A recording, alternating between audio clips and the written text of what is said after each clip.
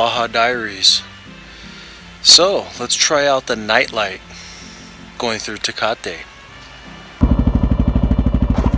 Now you're probably wondering, why would anybody in their right mind cross the border at nighttime, let alone ride by themselves? Well, you could thank Southern California traffic for that. I was supposed to cross the border around 6 o'clock with the sun still beaming and with light. But the way things go, it was pushed back and I arrived at the border at nighttime. With Baja George coming in through Tijuana, he was already in the country with no cell service for me to contact him. 30 minutes away was our rendezvous point, Hacienda Veronica. I was a little nervous, but I straddled the Dominator and started to ride out of town. This was going to be the first time me trying the 8-inch Trail Tech HID light that I put on the Dominator. A couple things stood out in my mind as I made my way out of town. One, it was very dark with very, very little street lights or highway lights. So the light I had on there from Trail Tech served me well, boosting a big cannon beam down the highway where I could see pretty much up to 5 miles down the road. That being said, the dangers and the surprises were still going to be there. Take, for example, a guy riding his bicycle with no lights whatsoever, or me going about 65 miles per hour down the highway to come to a black horse standing in the middle of the highway. You got to be ready for anything down there. And sure enough, this ride didn't disappoint. All was well. I got to Hacienda Veronica in one piece, grabbed my room, and got to sleep. In the morning, we were going to start early and make our way to San Felipe. Alright, so we're at Hacienda Veronica. We're going to start our day out. Took the drone up early this morning, and it broke. Crashed. Oak trees, no bueno. So we're going to head to San Felipe today, and there should be some good scenery that I can't get in the air. So Hacienda Veronica is a unique ranch-style resort about a few miles from the town of El Hongo.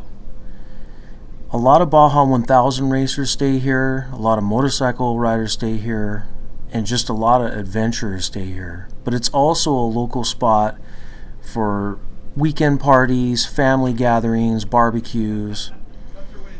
They have about 61 rustic rooms with other amenities like a swimming pool, a jacuzzi, and plenty of space to park your toys, your motorcycles, and your side-by-sides. Baja George will tell you that I'm pretty much impatient when it comes to riding. And sure enough, I sat there and I watched. And waited. But I can't complain, he's carrying most of my gear. Bless him for that. Okay, Baja Diaries, number 6, headed to San Felipe. Looking for a good time. Got some new people today. Got Osama bin Laden over there. And you guys all remember Cobb, the handsome guy. And then there's our leader, Mark. He loves adventure. I love adventure. So do I. That's why we get along.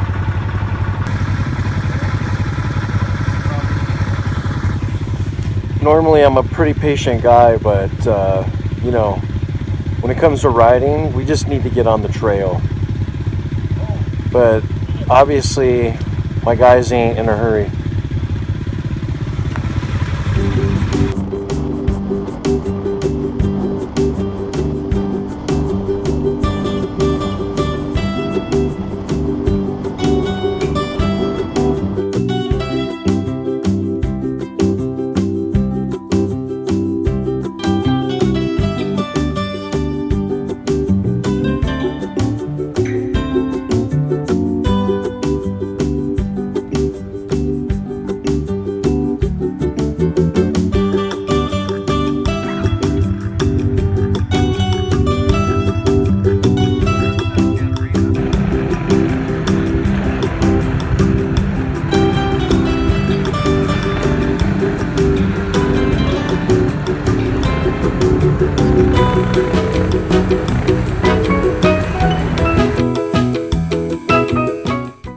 made our way down south, we came to this dry lake bed, and at the end of it was this little shack where this guy served sodas, t-shirts, and snacks.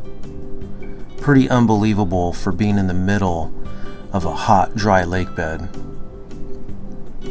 Guys come from all over and use this as a little pit stop. Temperatures can reach up to 125 degrees, but that's what brings out all the characters. Like this guy, who had to have been 70 years old, but he made things work by putting a cane holder on his car. Is that your cane on the front? Is that something? Is that a cane? That's awesome. You too. Nice to meet you. Guys take it easy.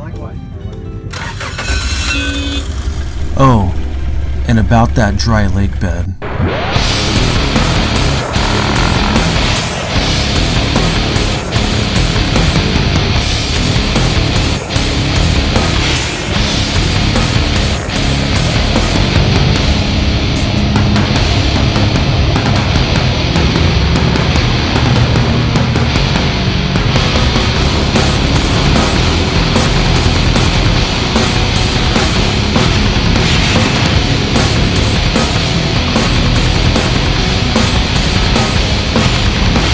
El Diablo Dry Lakebed can be a place to really stretch the legs of your bike, or it could be a graveyard.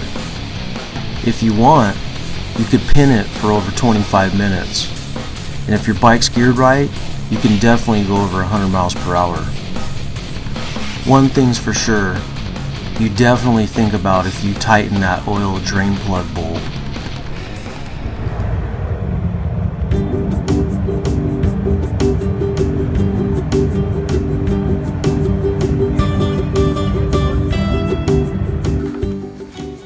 Did you bring my golf clubs in the back there, George? I got everything you need, brother.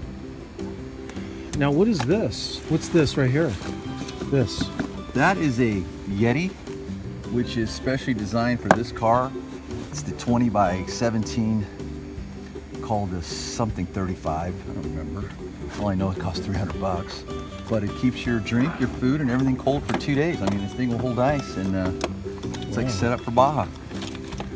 So, you know, every time we can give a nice cold refreshment to our riders as we go, we're there. Can you move out of the way? So All non-alcoholic, of course. Ponya burritos, bean and cheese. What's a Susie burrito? Oh, it's a Susie burrito. It's a special burrito. It's my wife's burrito. When you can't get a Susie sandwich, you get a Susie burrito. Why would Susie's burrito be better than, say, like my wife's burritos? Because my wife's baked her with love. Oh, mine doesn't. And Susie jerky, too. I don't know. All right. Give me one here. Bean burrito. What do we got? Hey, we're in San Felipe.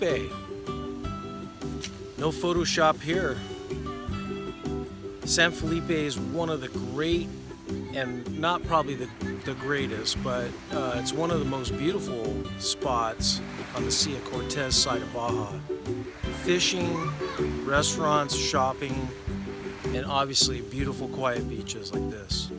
Taking off the shirt, put it on wide angle. Okay, here we go. You guys need to get closer. Right here, over here. All right. Hey, when you're in Mexico, you only live once, right, Baja? Right. We're going swimming in the Sea of Cortez. Yay!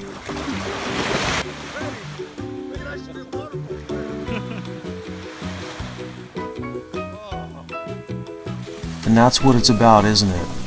Riding for 8 hours and then coming to an empty beach and having it all to yourself and your buddies.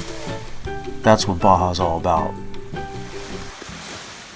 San Felipe is a cool town. With everything within walking distance, plenty of things to see, and lots of people watching.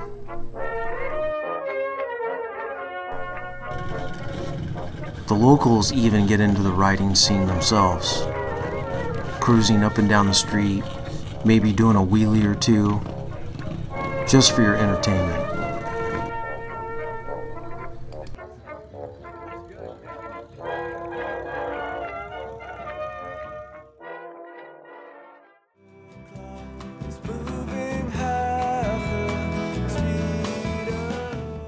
Decided to get up early the next morning and watch the famous sunrise over the Sea of Cortez. Crazy Mick, has watched the sunrise and then rode 10 to 12 hours to the Pacific side and watched the sun go down. Well, we had this whole schedule to get up early and get on the road and start heading back. But you wake up to something like this and it kind of just slows you down. So we actually overstayed by 2 to 3 hours, just getting some orange juice, coffee, relaxing. But we gotta head back. Long ride home. You know, we've all heard the saying, life's not fair. Well, on days like this, with just a couple of your friends, having breakfast, that just may not be true all the time.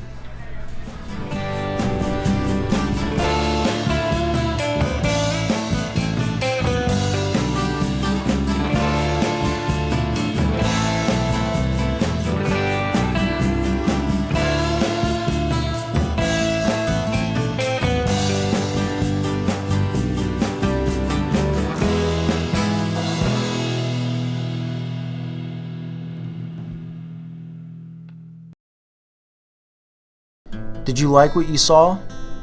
I want to thank everybody for coming down to Baja with me in these last videos. If you haven't seen all the videos, you can click up there in the right hand corner. It's a link to all the Baja Diaries series. If you want to know what kind of tires I run, there's a link below that. If you want to know what kind of suspension I have on my 650, you can click there in the left hand bottom corner. And then it's the famous $12 off-road vest to save you some money. It's what I did. And again, any comments, please hit me up in the comment box below. And thanks for watching. Must have come on.